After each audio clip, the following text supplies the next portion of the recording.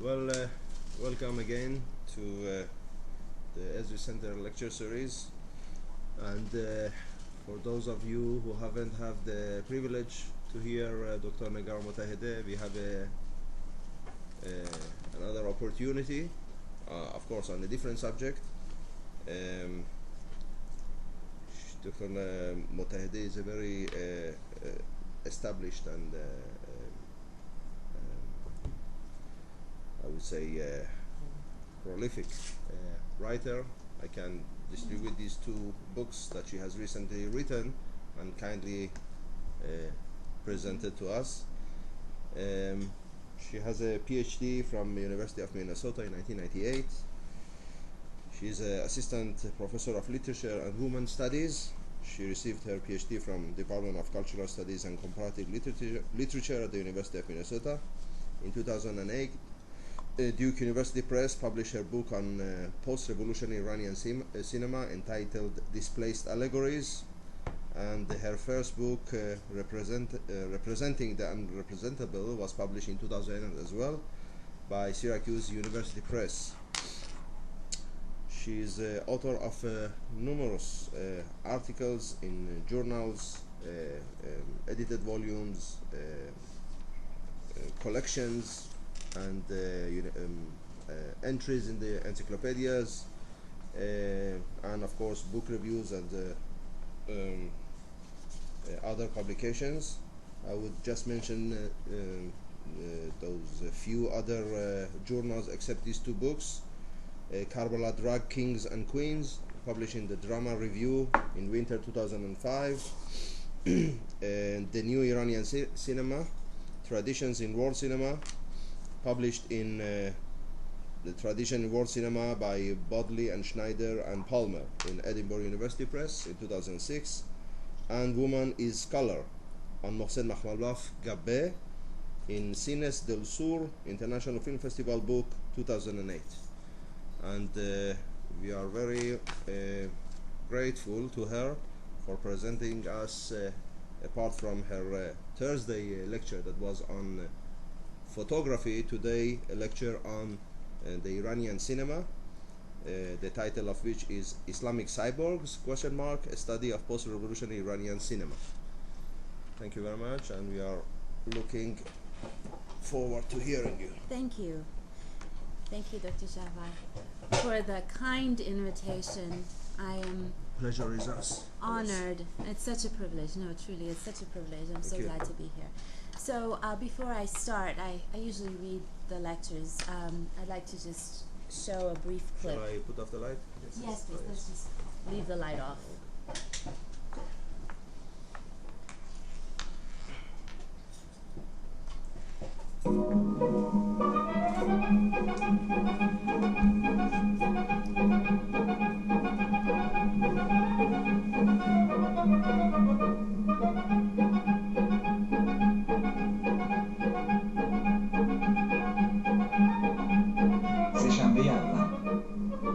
از نیمه راه برف نبارید، ابرها باز شدند و دل و عکاس باشی باز نشد.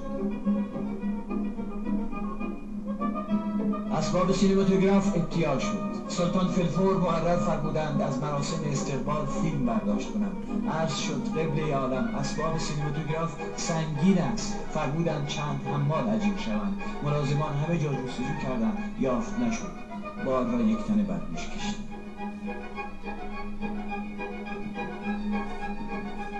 پنجشنبه دوم.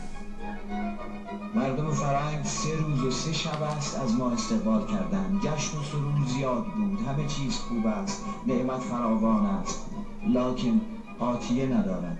برای من آتیه ندارد. نمیدانی چه اندازه دلم برایت تنگ شده است. آتیه. جمعه سوم. دلم برایت تنگ شده است. آتیه.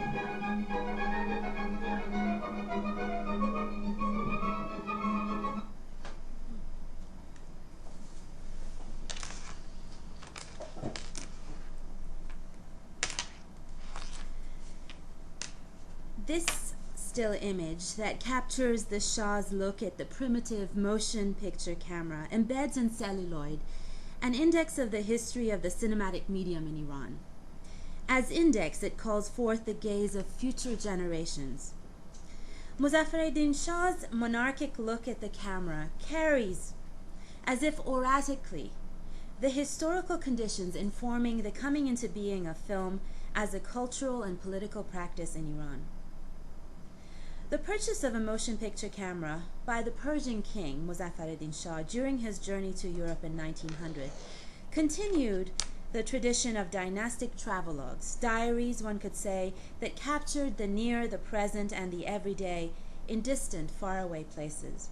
But in doing so, the film reels from his journey to Europe also mimetically reproduced the European tradition of voyage photographique, photographic voyages, that made their appearance in the Salon de Photographie in 1859.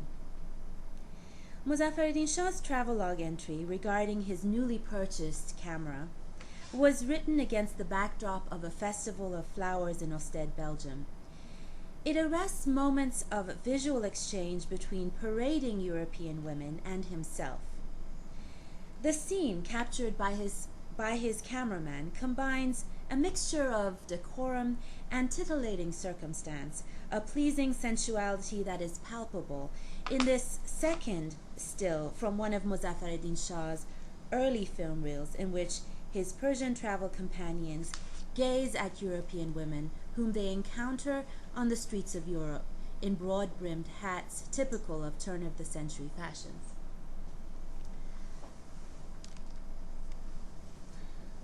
The Shah writes in his diary of this exchange of looks at the Festival of Flowers in Belgium. It was a very, very interesting festival. This is his words. The ladies were riding the coaches with bouquets of flowers in their hands, and they passed in front of us. Akasbashi was busy photographing with the cinematograph. There were more than 50 coaches passing by, one after another, with the rhythm of music. There was quite a crowd there. When the coaches reached us, they threw bouquets of flowers to us continuously, and we also threw back flowers to them. This inscription, the inscription of this loaded exchange by Akasbashi on celluloid implies a gesture of internal labeling, an inscription necessary for the invention of inscriptive technologies marshaled to provide the evidence of the technology's own existence. Like a stamp marking the birth of the film camera in the context of Iranian history, the exchange between the monarch and the woman provided the camera's creative relocation within a different textual and political universe, in this case within a Persian monarchic one. The camera ensured in this moment the continuity of the East-West exchanges informing Iranian turn-of-the-century travelers' narratives, and that self-reflexive mode of thinking characteristic of Iranian modernity that figured in the figure of the foreign envoy in passion plays and fictional travelogues, such as Abdu'l-Baha's Traveler's Narrative that we talked about on Thursday. These foreign envoys were part of a discursive quest to situate the self from the perspective of a valued outsider in the modern world. The camera became party to vibrant forces that had shaped the nation's modern identity. Yet this haunting history of film technology's preoccupation with a mutual exchange of glances on the anticipatory eve of modernity was overwritten 8 decades later by the veiling of all women and the Islamization of the look for the contemporary Iranian screen. After the overthrow of the Pahlavi government in 1979, Ayatollah Ruhollah Khomeini, the spiritual and political leader of the newly established Islamic Republic of Iran, called for a move to sanctify the screen in light of what he called the nation's state of self-estrangement. Crucially, he attributed the state of estrangement to the national body's alienation from its own sense perceptions, in that these are configured by the sense's fundamental attachment to film technologies, in other words, the eyes to the camera and the ears to sound technologies. Under the former Pahlavi rule, media technologies were used to transport the seeds of westernization to Iran. As such, Khomeini saw the nation's estrangement from its own sensorium as a direct response to the preceding regime's submission of ownership of Iranian media to Western powers, and hence the contamination of the national body by foreign pollutants. By Khomeini's logic, then, the impurities introduced into the media by the intervention of foreign forces stained national vision and hearing under the Pahlavi regime, and linked the body of the nation to the world outside, configuring the Iranian subject as a supranational subject.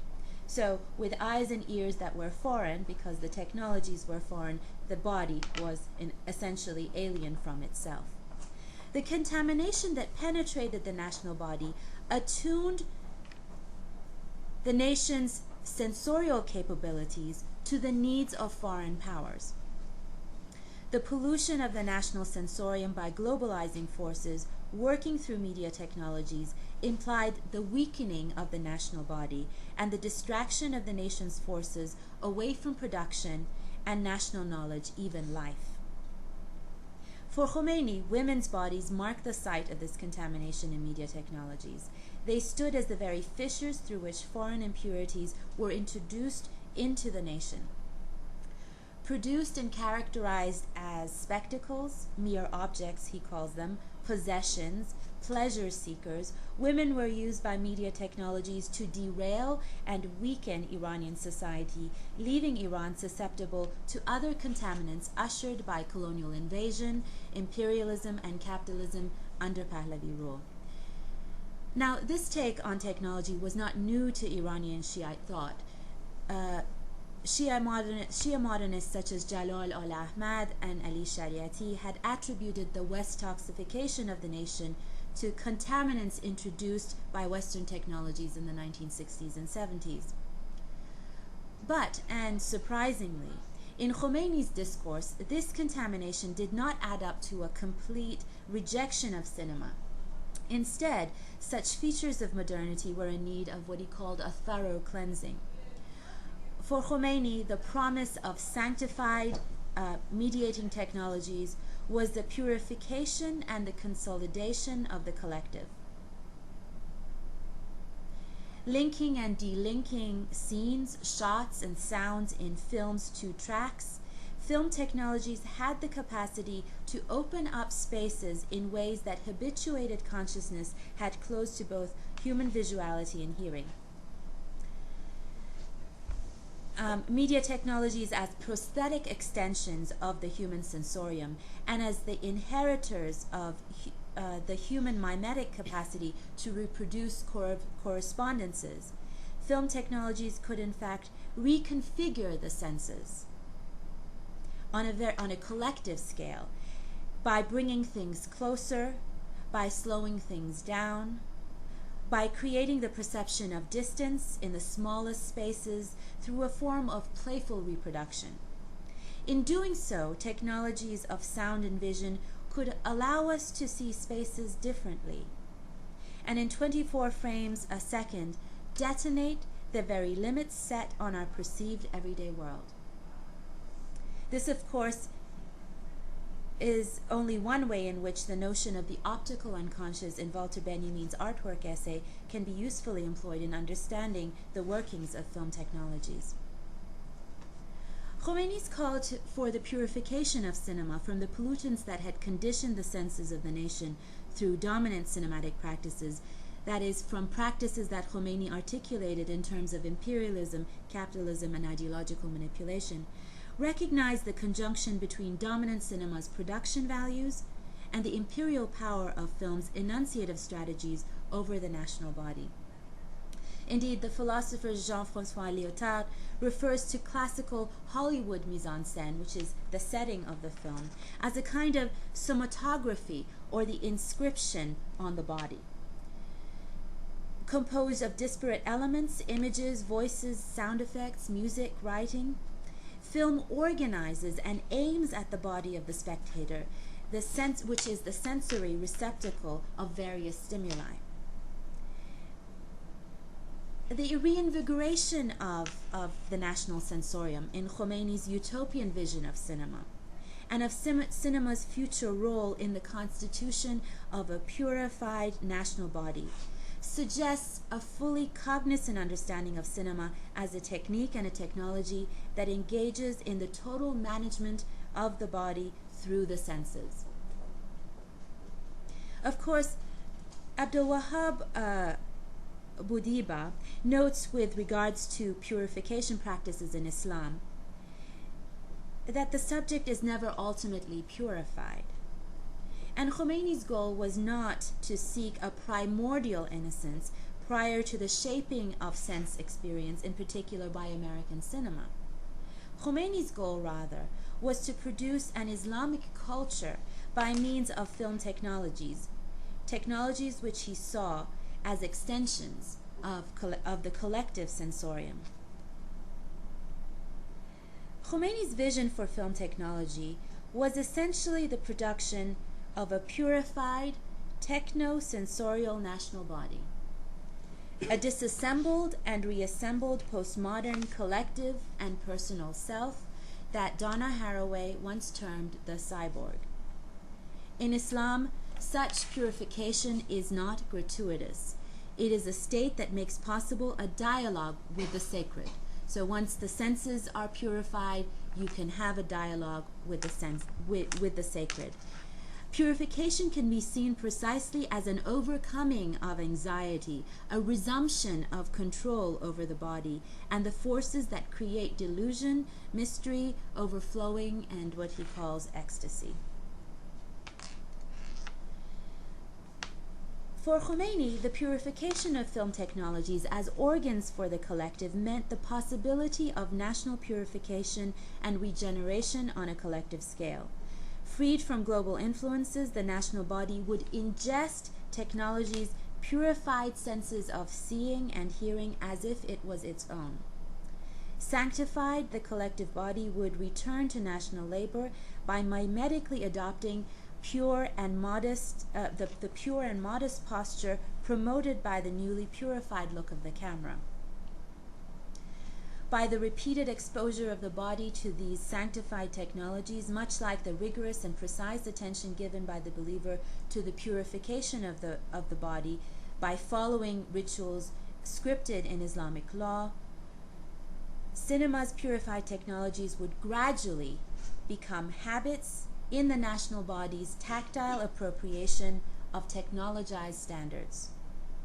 Purified from Hollywood's voyeurism, whose object was the female body, and modest in their approach to representation, film technologies would provide the collective with organs that were to become the sites of moral and political differentiation and distance.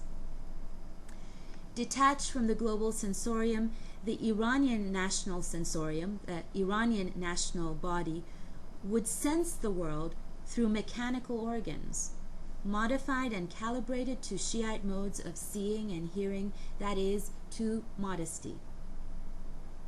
In going through technology, the senses, the aestheses, could become politicized in collective and revolutionary ways. This capacity in film technology allowed the cultural theorist Walter Benjamin to imagine some 4 decades earlier an alternative mode of aesthetics on par with modern collective experience and aesthetics that could counteract, on the level of sense perception, the political consequences of the failed, that is, the capitalist, imperialist, destructive, and self-destructive reception of technology. So, it was in its attempt to purge technology from imperialist and capitalist forces that the post-revolutionary Iranian film industry came to produce a cinema that is, in my view, the apotheosis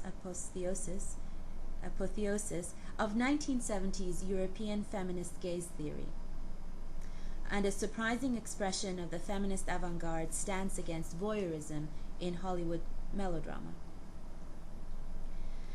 To protect the nation from further contamination, the post-revolutionary Islamic government established a system of modesty that it enforced through the Ministry of Culture and Islamic Guidance after it was established in 1982. Attached to traditional Islamic values and confined by the enforcement of modesty laws, women's bodies became subject to a system of regulations that aimed to fabricate the modesty of the Iranian woman into the hallmark of the new Shia nation. In post-revolutionary cinema, veiled female bodies were generated to stand warrior-like against the contaminating forces introduced into media technologies under the Pahlavis, to stand against forces that film studies refers to as the meta-desire of cinema itself, articulated in terms of American melodrama's dominant codes of voyeurism and fetishism.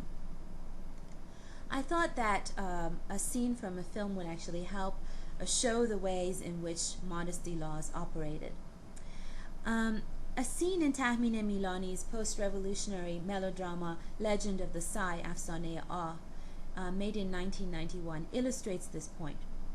Legend of the Sai revolves around the life of a female novelist who suffers from writer's block. In the course of the narrative, she is magically made to embody and experience the lives of 4 women from different strata of Iranian society with the help of a young man named Ah, who materializes in response to her heartfelt sigh.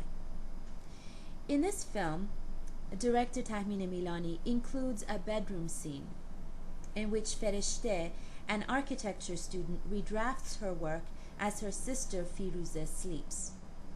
At one point, the young Firuze gets up to complain about the light.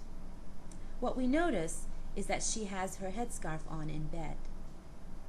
The government stance against voyeurism in cinema, and the fetishization of the female body is highlighted by the girl shown veiling in bed, constructing a highly unrealistic and comic scenario in a scene of exchange between 2 sisters.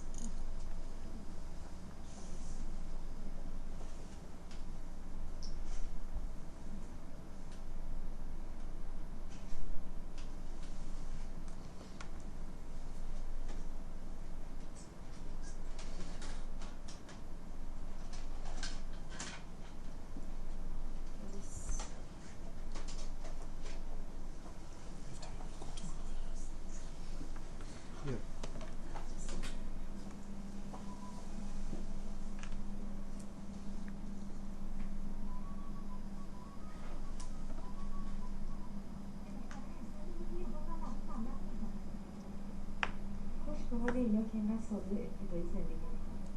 من میگم یا همه چیز یا هیچ چیز. زندگی تو شهر اگه با موفقیت اجتماعی تمام نباشه دوزاری. اونجا که حتما دارم با دیوارا حرف میزنن، نه؟ آقای دیوارا، پولو به من میدی یا نه؟ آخه اینم شد زندگی. خدای شکرت، اینم ناراضی.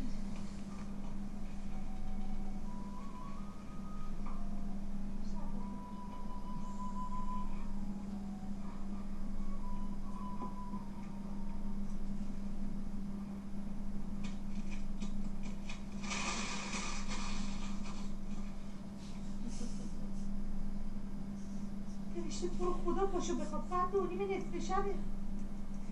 تو که میدونی من با چراغ روشن خوابم نمیبره. خب پاشو کمکم کن. والا به خدا خیلی پرتوقع.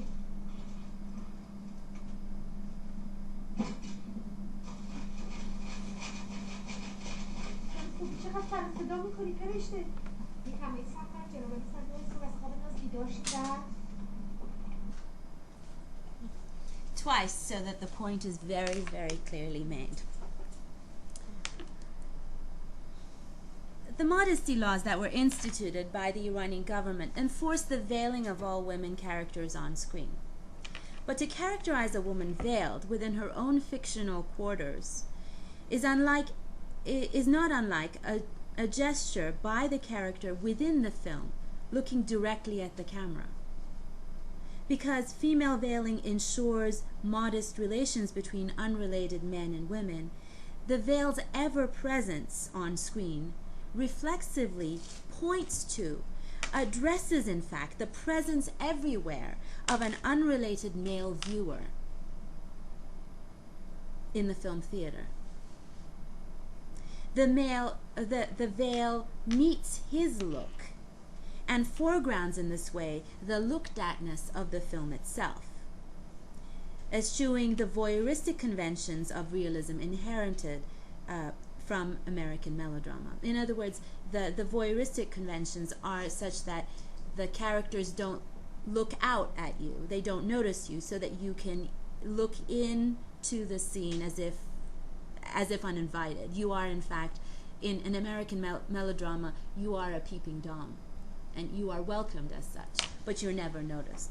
And so these conventions in film, the veiling conventions, directly address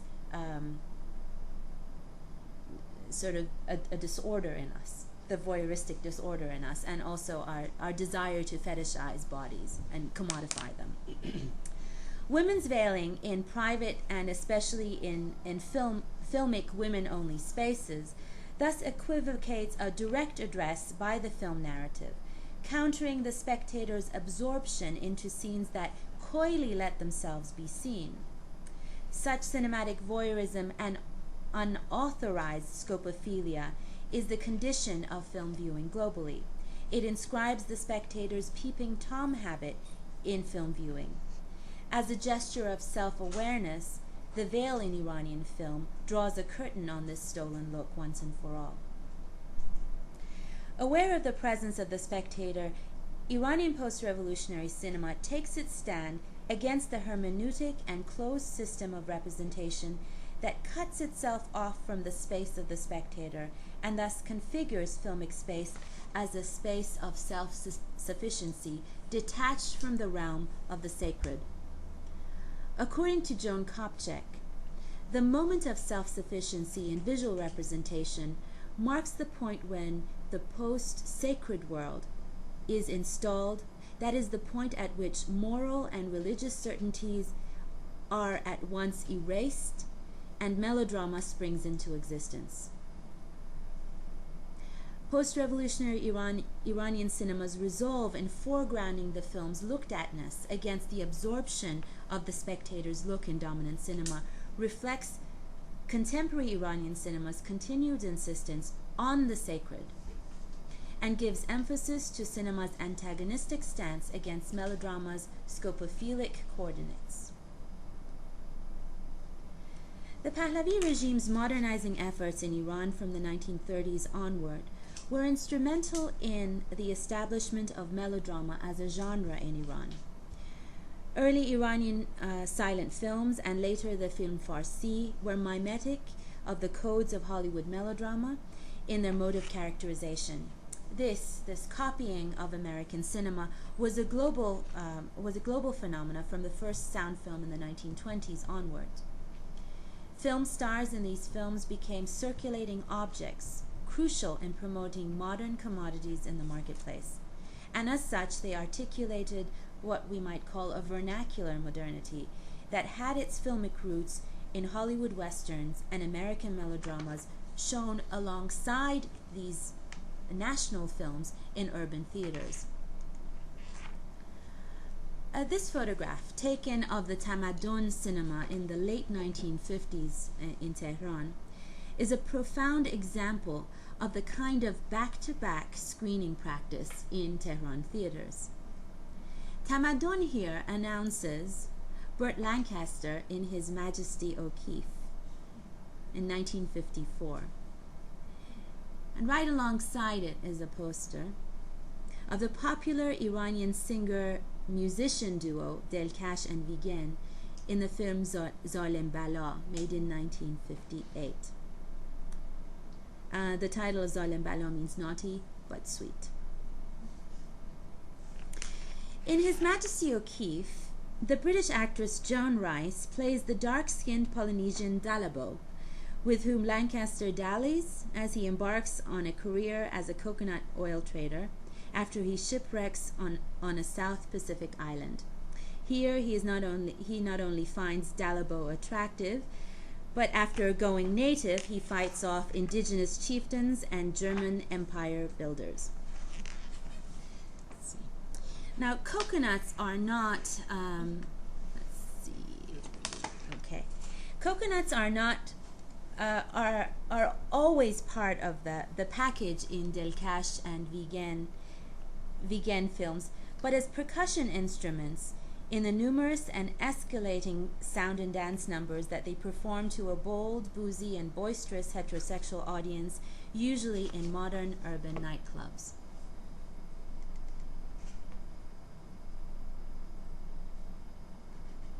Can we open it? Do it on the full screen. Okay. So the quality on this isn't so good, but I think you'll enjoy it. It's very good. Hold the hand.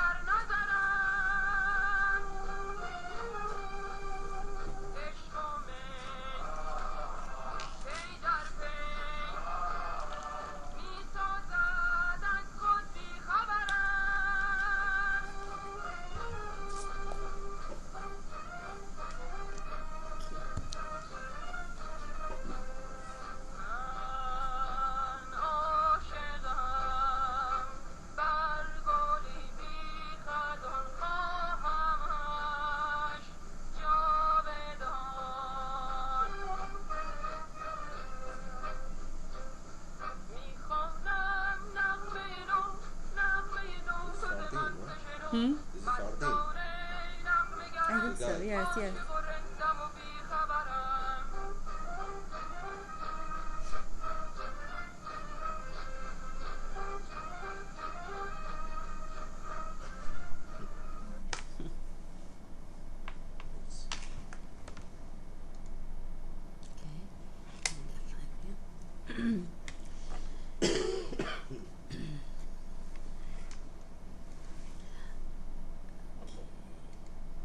Okay, so the bar and restaurant scenes in the films that I refer to with Vigen and Delkash are reminiscent of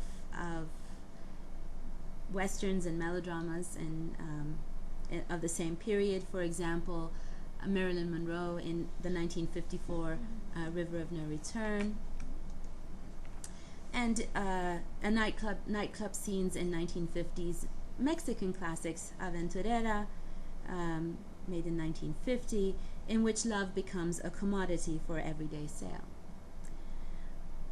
Women's fashions in the Iranian versions and hairstyles are deliberately European in Delkash and Vigen's films. Teased beehives, low-cut dresses, shot in classical Hollywood form to emphasize ankles, breasts, and eyebrows. So this was the Aventurera. And I need to go.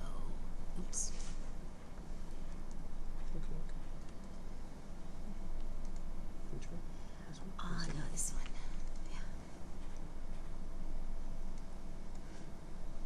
Yeah. Okay, this example is from 1962. It's a film called Anxiety, Delhore.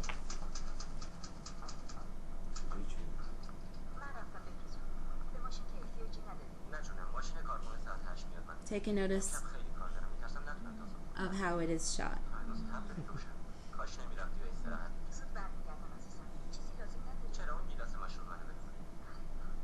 Bring me my wine.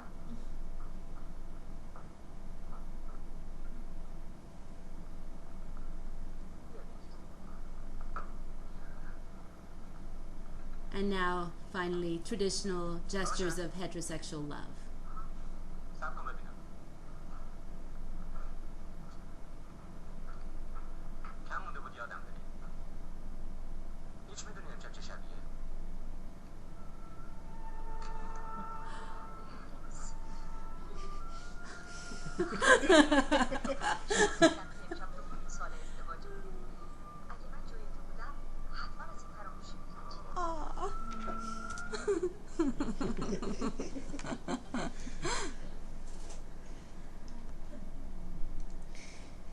No wonder he hated them. After 1979, Khomeini spoke with derision about women in these films, who copied the European mode of dress and the European styles, and who, as he said, waited for their dresses to be sent from Europe. That the Islamic women of the post-revolution era transcended themselves, he declared, is by far the greatest of the reformations in our society. I'm just going to go back so that I don't distract you. Where are we? Oopsie. Can we go back? Previous. Okay.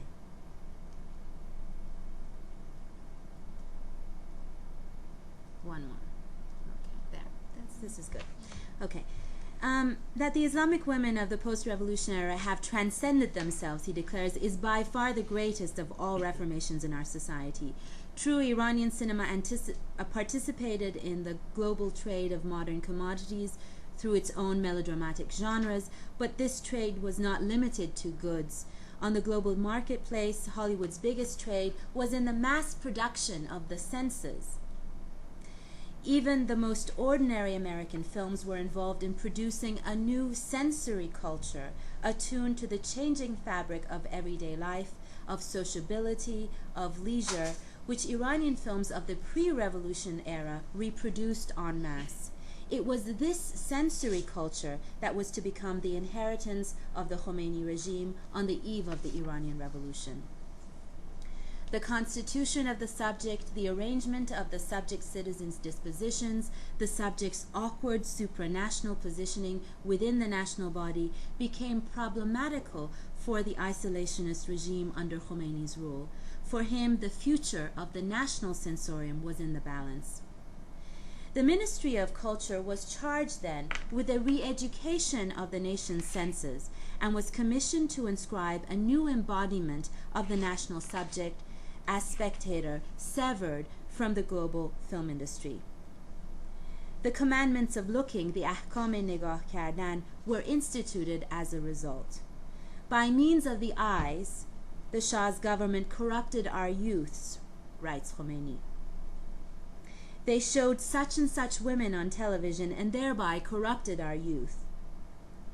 Their whole objective was to make sure that no active force would remain in the country that could withstand the enemies of Islam so that they could do with impunity whatever they wanted.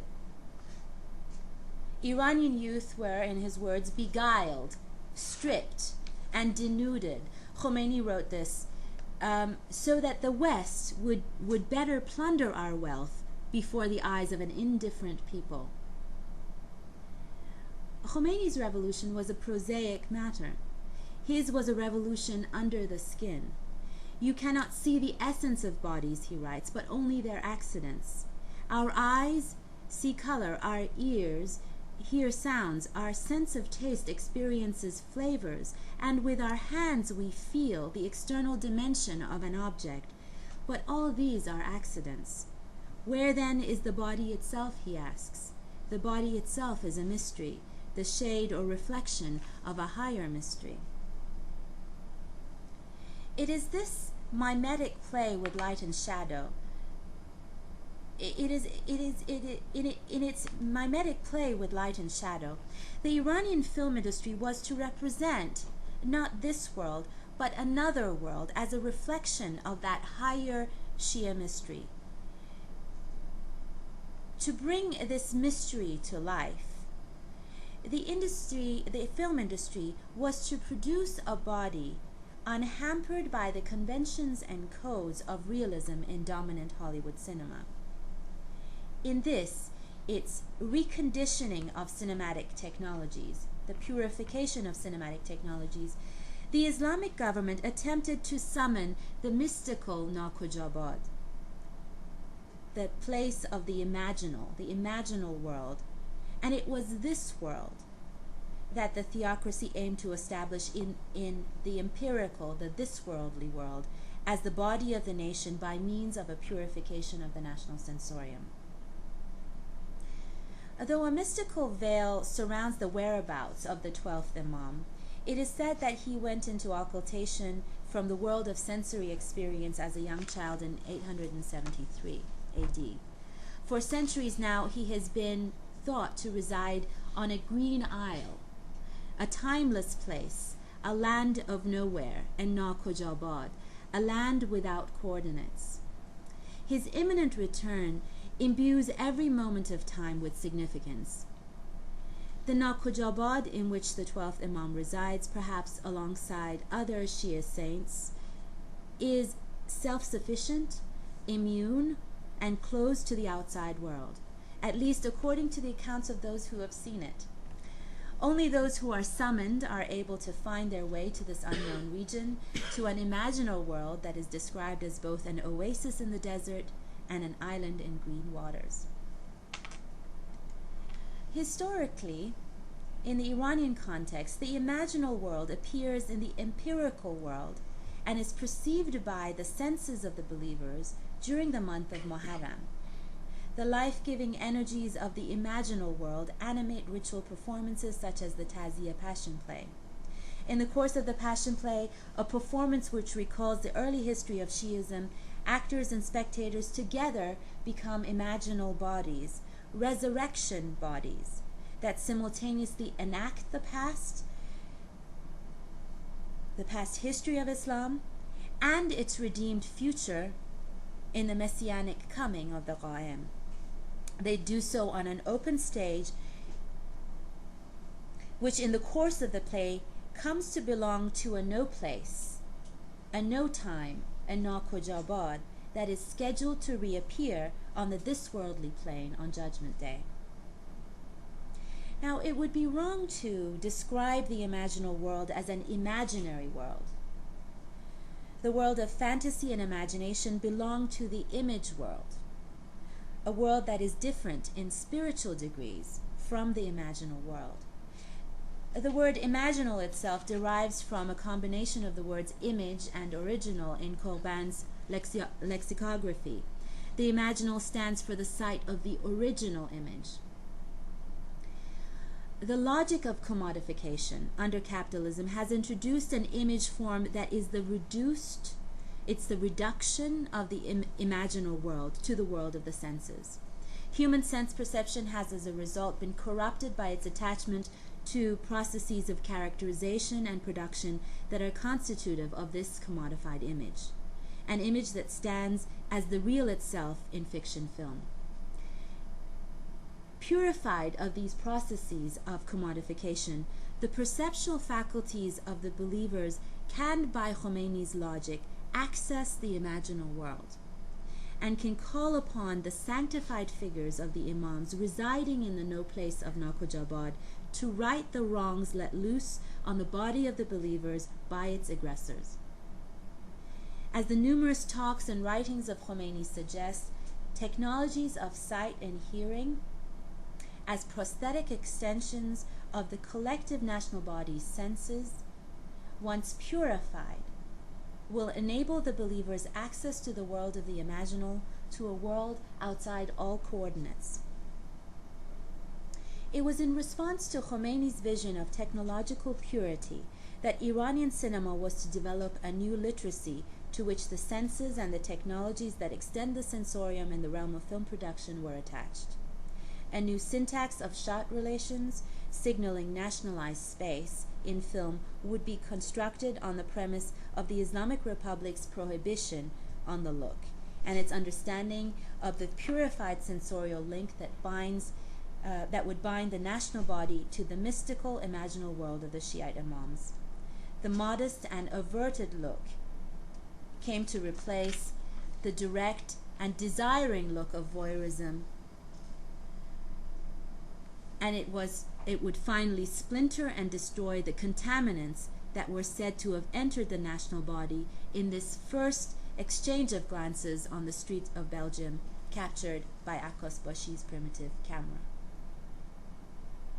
So what characterizes Iranian cinema today is an attempt to embody this purified, modest look by averting the gaze from the center stage, from where the characters are, to the sidelines where other things happen.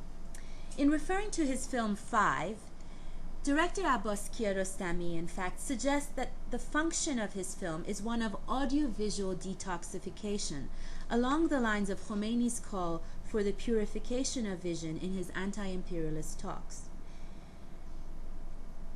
Kiarostami says audiences can go to C5 and rinse out their eyes with it, as if with a drop of water. Kiarostami's purified film technologies create a mystical world, an imaginal world, perhaps, outside all spatial and temporal coordinates. In this world, bodies cast shadows as they drape clothes on lines to dry. Herds of sheep fill unpaved roads, and baby chicks litter stairwells. The modest look of the camera frames a world where balls appear followed by running children, and where apples roll on the dirt and get brushed off and passed on to rest next to an elbow in a coffee shop. Here, hay moves as if on the backs of a disembodied voice of an ethnic subject. In Kiarostami's Imaginal World, time passes like yesterday was a month ago, and an old villager lives to be 150, or 100 with a discount. Witness here Farzad's young uncle in The Wind Will Carry Us. A fabulated world appears to show technology's utopian capacity to dream, in wonderment of its own continued ability to capture motion in the shifting movements of everyday life, movements that occur not center screen, but on the conspicuous peripheries of repeating scenes. My own students and colleagues often wonder why so many of the contemporary Iranian films we see in film festivals lack a story. It was in response to this vision of Iran as an imaginal world, I believe, that Iranian film narratives became secondary to the mystical and political task of nation building, a nation building through the senses.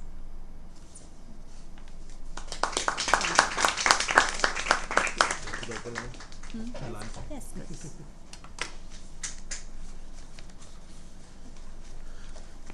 Thanks again for a fascinating lecture and subject, which is, as we know, it's in infancy, the study of Iranian cinema, mainly the Islamic Republic, since the Islamic Republic, and definitely it's a major contribution to the study of Iranian cinema. These two books, we can pass them on as you, the floor is open for questions.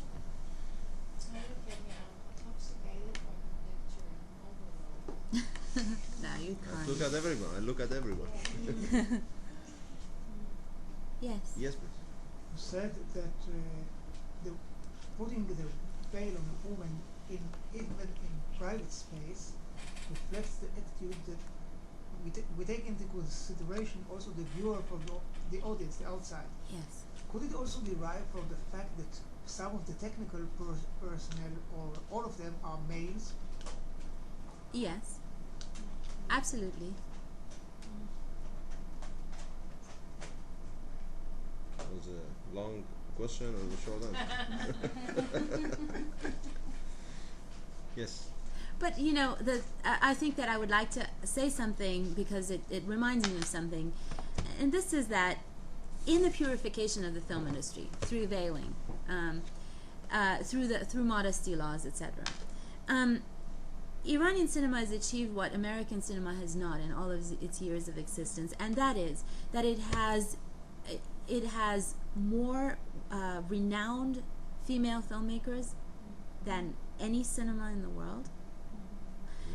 It has more female technical staff, and the actors feel free to play. You know, before, during the early sound films, and also in the film Farsi era, the musical sequence that I showed you, for example, it wasn't okay to be an actress. Did they also reduce the volume of violence in the films? Yes, violence is not allowed. That's an improvement if you compare it to the Americans. Definitely. Also, no touching, which is really good. What happens instead is, you know, the woman pets a cat and then the man pets a cat and we have the Hollywood kiss. I mean, it's just beautiful. I love it. And I think that's also introduced a lot of new techniques in Yes. cinema, which Yes. is yes. In the film you have showed us, there are only grown-ups, female or males.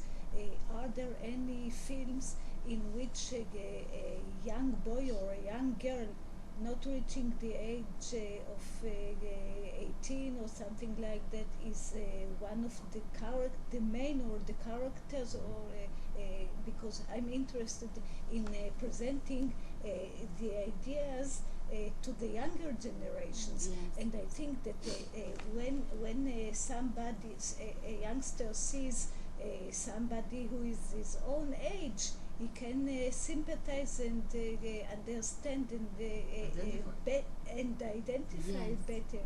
So, Yes. so In fact, as a result of modesty laws, the Iranian film industry turned to child characters and films about children and villages to tell their stories. Children, because there would be no hampered relationship between, say, a mother and her son. She could touch him, and so the son became a replacement for the father figure, who was often, in terms for the purposes of the realism of the narrative, was often at war or was working night shift or whatever, so that we never actually saw him. In The White Balloon, he is for 90 minutes taking a shower. So, and everything happens, the conversation happens through a shower window. We never see the husband, we see the mother with the children. So many of the stories have been narrated for more ease and realism around children, child figures. And also, you know, after the war, the majority of the Iranian population, even today, are under 30 years old. You know, so they had to cater to this. here with you an example, a short example, which has also children as characters in film. I don't have it with I me, give but you a title or two, and you Okay. can see it in the media department, yeah, the definitely library. there are many of those. The other thing that happens is that, okay, so melodrama demands that we have urban scenes and indoor scenes, which becomes a problem for realism because women don't veil indoors. They don't veil in front of their husbands. They don't veil in front of their sisters. They don't do that stuff. So instead of creating narratives that are set indoors in urban areas, filmmakers move their characters outdoors to the fields of green and to rural areas where women wear colorful outfits. It seems realistic, and they're always working outdoors. They're working in fields of rice and so they don't have to deal, and it feels realistic. It feels realistic. But what it is a reordering of the national space in cinema. It's a reimagining of the image.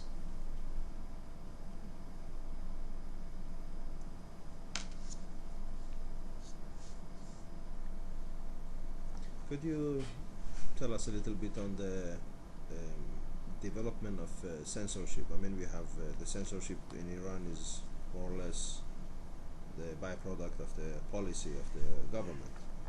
And as we know, during Khatami period, it was more relaxed. What happened since Ahmadinejad? Do we see a kind of a setback to the early periods of the revolution, or is it? Well, one of the things so the early periods of the revolution, of course, obliged Iranian filmmakers to be completely to create films that were completely obedient to modesty laws. And so many filmmakers just decided either to eliminate the image of women altogether from films in the early 1980s, or shoot them in long shots where you could only see a vague image of a vague glimmer of a woman in the long shot. In the 90s, we had more medium shots, and then the first close-up, of course, was in Bashu, The Little Stranger, which is on the cover of the book, where she actually stares into the camera in an extreme close-up, in a close-up. The film industry, I would say, failed to institute the laws completely. By 2000, there were all of the innuendos that were in pre-revolutionary films came back into the films, not as explicitly but as innuendos. Off-screen violence, so you could hear the sound of violence, not you couldn't see it. Things like that entered.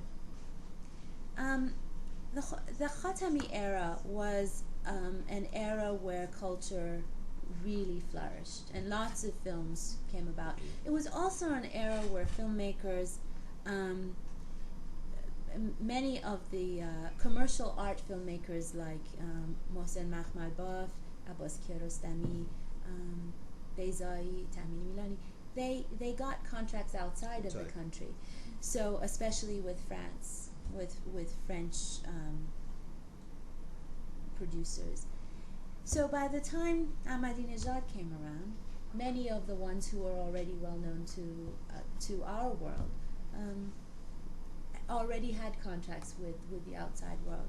So they didn't need the government. Of course, censorship laws are harsher and the films aren't as interesting. But, many of them have already made it outside of Iran.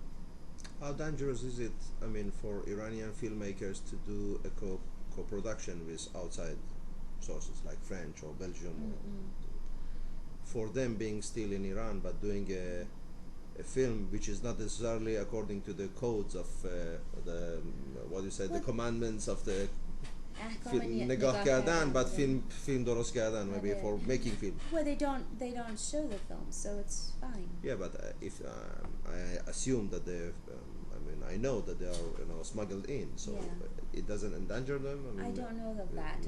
I think that these kinds of acts of censorship usually are used to promote the film anyway, so it's not a good way for the government to react or respond.